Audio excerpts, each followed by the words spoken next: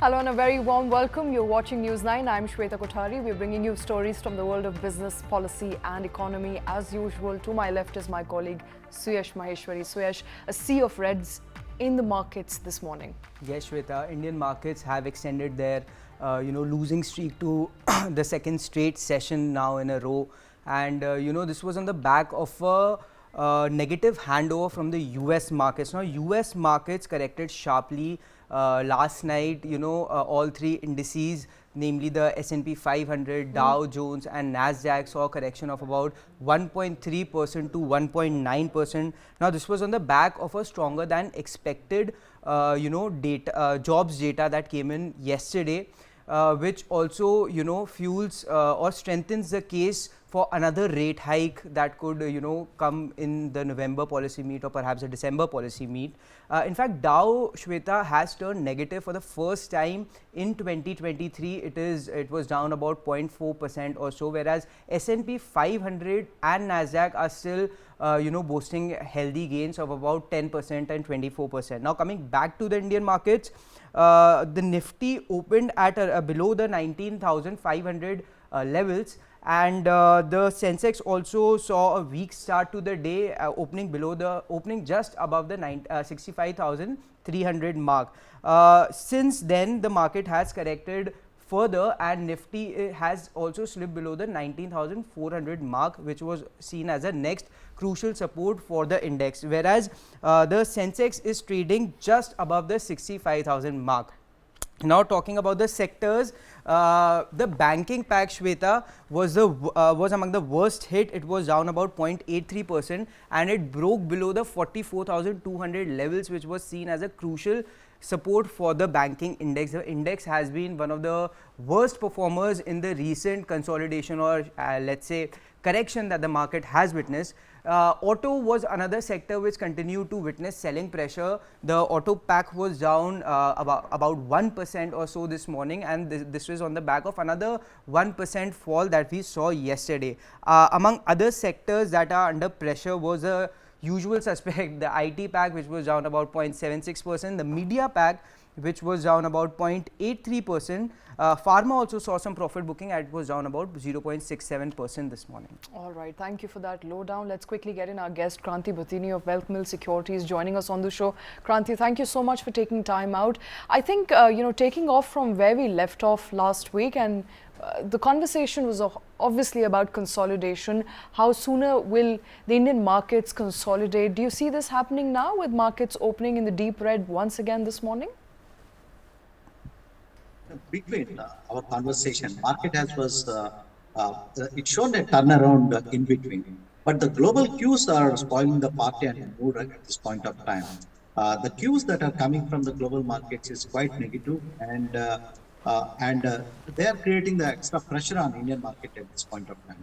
Of course, 19,500 was the level we were watching as a consolidation zone, but last 2 days and today, the kind of negative turn market have taken is creating extra pressure on the markets in the medium to short term. But one thing is very clear: these kind of sharp dips in Indian markets definitely are offering a very good opportunities for the investors. We need to look for the next level for Nifty around 19,200. This is a very crucial support. If anything below, it creates some kind of extra negative sentiment in the market.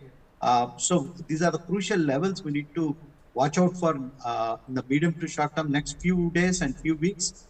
We are running into the earnings season. The earnings season is going to start from next week.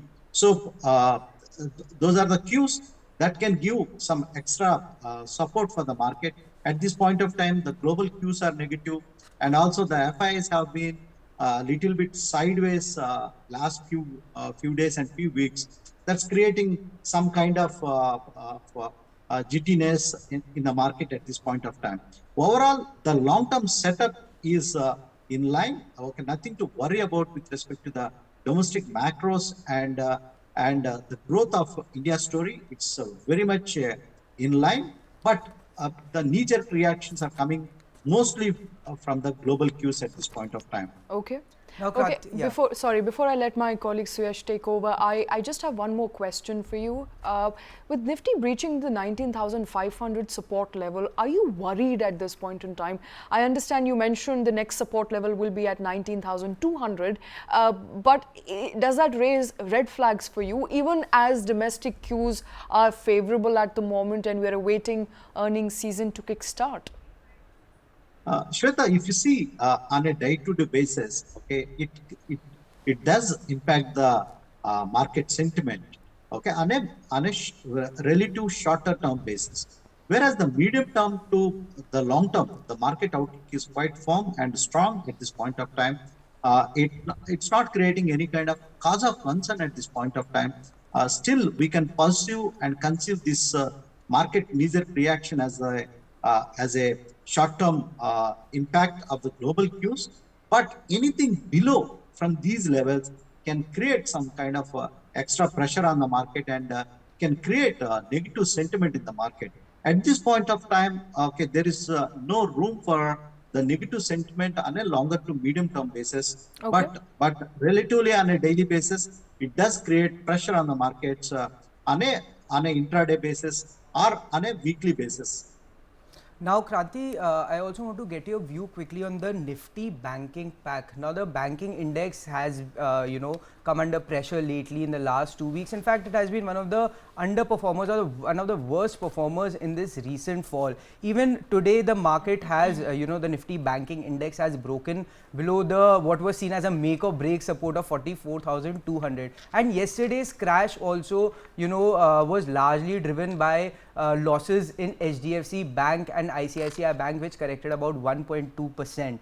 Now, what's your overall view on the banking pack? Do you expect selling to continue there, given that we have broken that crucial support, or a bounce back could be in the offing? Suyash, if you see on a 3 years perspective or a 3 months quarterly perspective, banking sector have been one of the outperformer in Indian markets. And in fact, one of the key favorite sector for the foreign portfolio investors and also for the domestic institutional investors is the flavor of Indian market is banking and financial services. So the public sector banks have been outperforming, and the private sector banks have been in a consolidation phase from last couple of months. So rising global bond yields and also the higher interest rate scenario that's creating extra pressure on banking and financial services right now at this point of time. But on a relatively longer term perspective and a medium term perspective, we believe India's banking franchise story is a very strong story at this point of time. So for a longer term investors who want to enter into the markets, banking and financial services offers a very good entry levels at this point of time also. In fact, if at all any dip that comes in the banking and financial services stocks are concerned, it's a good opportunity for the investors to enter into banking and financial services in a staggered manner. And one other reason for banking and financial services is it is perceived as the center of epicenter of growth, the banking and financial services. So if the India has to have a strong domestic growth story, banking and financial services is going to play a very key role in this entire theme of Indian growth and macros are concerned. So on a relatively longer term perspective or a medium term perspective, banking and financial theme is in line.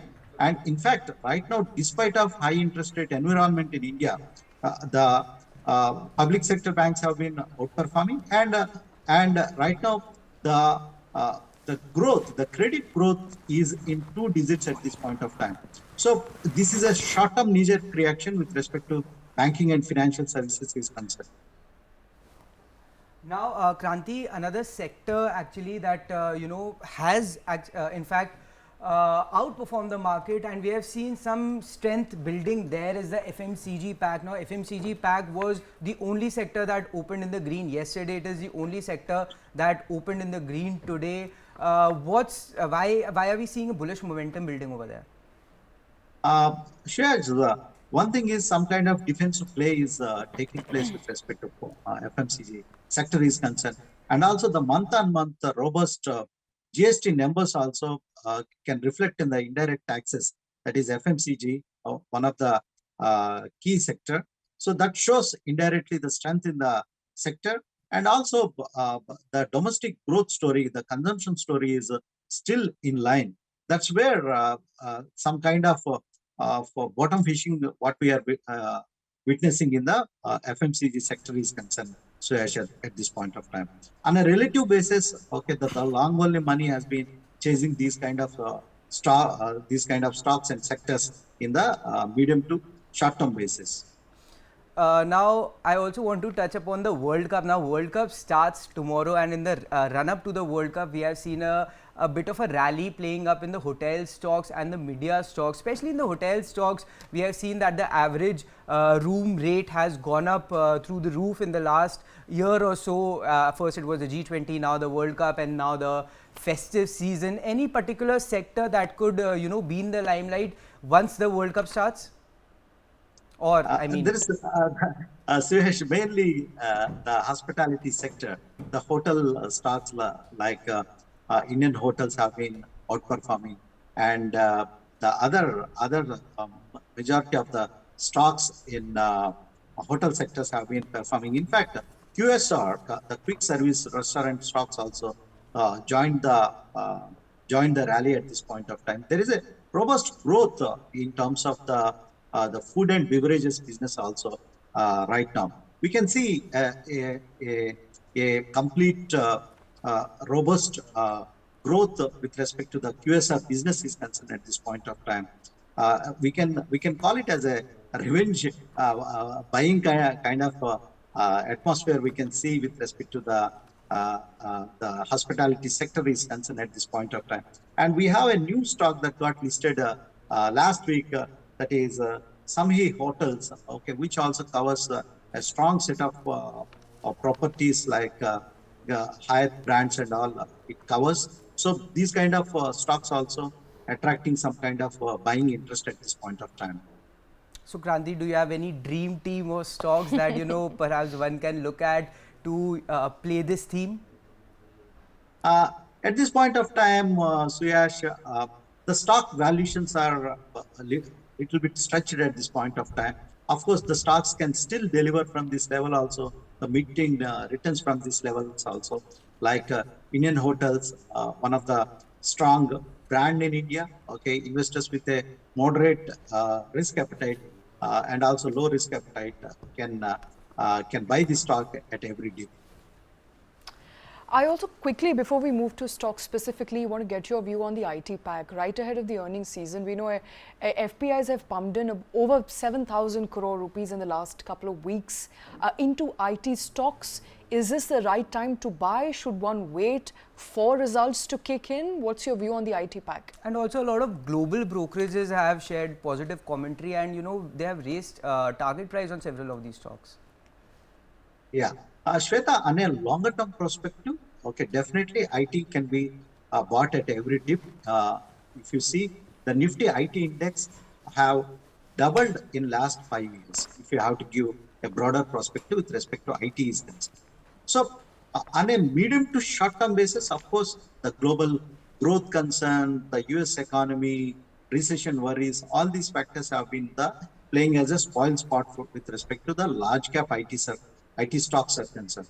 So if the investor have a relatively on a longer term horizon, definitely in a staggered manner at this point of time also, one can pick the large cap IT stocks with a longer term perspective. Whereas with respect to the medium to short term, definitely there is going to be headwinds with respect to the margins, and also the new order books are concerned with respect to the IT stocks are concerned. If you say for a shorter term perspective, definitely one need to have exercise caution with respect to IT is concerned, but definitely for a medium to longer term perspective, I say yes to IT as large cap IT stocks are concerned, but investors need to take their positions in a very staggered manner. Now, also quickly want to get your view on, RBI's policy decision that will come out on October 6th. Now, there seems to be a consensus there that RBI will perhaps hold the rate at 6.5% and, maintain its hawkish stance of withdrawal of accommodation on account of inflation cooling off and economic stability. Do you agree with this line of thought? And is there a probability that we could, RBI could negatively surprise us by perhaps increasing the rate, given that there is a talk of rate hike going in the US? Suyash, with respect to our Indian Monetary Policy Committee is concerned, they always give a lot of importance to the growth is concerned on a medium to longer term perspective. It's a very challenging task for the MPC, the central bank, to manage one hand the growth and the other hand manage inflation, especially in a market like India and the emerging market space. So what I'm going to pursue from the MPC commentary is extremely the forward-looking statements from the Reserve Bank governor is extremely crucial. How they are going to pursue the inflation at this point of time, we can see one hand there was a key concern of food inflation in the last monetary policy is concerned. At this point of time, the food inflation has been in a little bit cool off mode, and monsoon also by and large it is a sufficient monsoon we witnessed. But the right now the spoiling spot can be at this point of time the rising crude oil prices. Of course, crude oil has been when we interacted last time, it was in a vertically it's going up. Right now, last couple of days, we can see some kind of softening of crude oil prices. But crude oil is the important parameter at this point of time. So RBI also consider the rising crude oil prices in terms of their inflationary measures are concerned. But what I can see is probably RBI can maintain the status quo at this point of time. They are not going to rise any kind of interest rates. There will not be any kind of negative surprises. But in the last there are the other levers RBI have in their hand to control the liquidity. Like in the recent MPC, they used some other parameters. So by and large, we can expect the rate hikes cannot be there. We can rule out the rate hike. Otherwise, it's going to create a pressure on Indian markets further. But they are going to maintain a status quo with respect to the rate hike measures are concerned. Okay, status quo is expected. Before we move on to stocks specifically, advanced decline ratio for the month of September has also come in well, and this despite the fact that FPIs have constantly pulled back. How are you looking at the volatility and the fact that majority of the stocks still continue to do better, still advancing as opposed to the ones that are declining?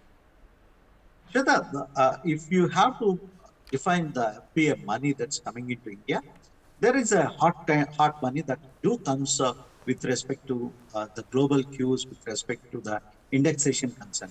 Whenever there is a negative sentiment, whenever there is a negative global cues, this hot money try to go out of India. But on a relative basis, the long only money is going to stay in Indian markets. This is the money that's going to be there on Indian markets for based on the Indian thematic, Indian growth is concerned. So right now what's happening is when the FPIs are pulling out the money from Indian markets, the relative reaction from Indian market is when you compare with the other previous rallies and previous market seasons. This time, the negativity of FPI flows has been relatively very less on Indian market because we have strong domestic cues right now. The mutual funds have been sitting at a good amount of cash at this point of time. The domestic institutional investors are quite strong. So whenever there is a gap created by the foreign portfolio investors, that gap is getting filled by the domestic fund flows are concerned. And PMS and other HNIs and the retail flows have been quite strong despite of the current the negativity our FPIs turning as the net sellers. So that gap has been getting filled by the strong domestic cues at this point of time, Shweta. That's where the Indian market is showing its strength and robustness in terms of the advanced declines ratio and also the bottom fishing what we can see at every decline. All right. So despite FPI pull-out, advanced decline ratio for the month of September has improved, mainly on the back of the fact that there is still faith that domestic investors have in Indian equities. But let's quickly move on to stocks specifically. Adani is in news. Adani Enterprises particularly is in the news, Suyash. Yes. So Abu Dhabi's IHC investment holding company has raised its stake in Adani Enterprises by 0.06%. Taking its total stake to 5.04%. Now, as of October 3's closing price, the stake buy of 0.06% is worth around 163 crore, and the total stake of IHC in Adani Group company is worth somewhere around 13,700 crore. Now, IHC said that the inherent strength of the airport business, the data center business, and green hydrogen and various other verticals that are being incubated under Adani Enterprises are poised to uniquely capitalize on India's robust growth story. Now, Kranthi, last time when you were here, we were trying to determine, IHC had just at least they were in talks to offload their stake in Adani Energy and Adani Green. So we were trying to determine who the winner or the loser of that deal was. It seems like Adani clearly is a winner here, right? Suyash, if I have to answer the question, the time will tell on a longer term perspective. Probably the IHC of Abu Dhabi, they are quite strong with respect to the infrastructure theme that's emerging in India, and Adani is the key beneficiary with respect to the whole infrastructure theme that is emerging. Adani Enterprises is concerned, as you rightly mentioned, there are strong incubating businesses, the airport business and the green energy business. These are the incubating businesses with respect to Adani Enterprises is concerned. So this gives us these kind of news that do impact the relative performance of the stocks on a regular basis. But we need to have a much a bigger perspective at this point of time with respect to Adani Group is concerned.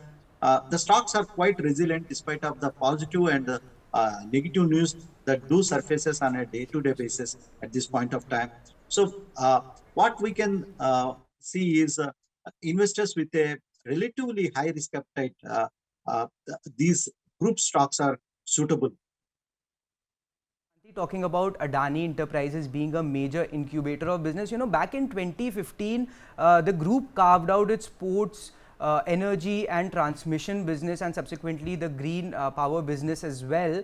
Now, do you expect, it to perhaps potentially look to spin off other businesses, in the next few years or so? Definitely, Suyash. That is the important theme and the play that plays around Adani Group Enterprises. Adani Enterprises is concerned. So we can see in the coming few quarters or the coming days, coming months, we can see the incubating businesses or data center businesses or the airport businesses can be demerged business models for a period of time. And the interesting theme is the group has been reinventing themselves to create new incubating businesses in Adani Enterprises. So this theme has been played very well to Adani Group and Adani Enterprises in the past, and we need to wait and watch what kind of interest that's going to derive for a period of time. One thing is the sentiment has been improving with respect to Adani Enterprises is concerned at this point of time, because they have been making their effort to reduce their debt, and the other hand, okay, they have been increasing the cash levels to fund the future growth. That is the right thing they are doing in the medium to short term. All right, let's also quickly move on and quickly wrap up what other stocks are in news, Suyash. Yes, Shweta. So Vedanta was another stock that has been in the news for quite some time now. Now Vedanta, But the demerger is not coming through anytime soon. it is the shareholder approval is pending. We'll see how that plays out.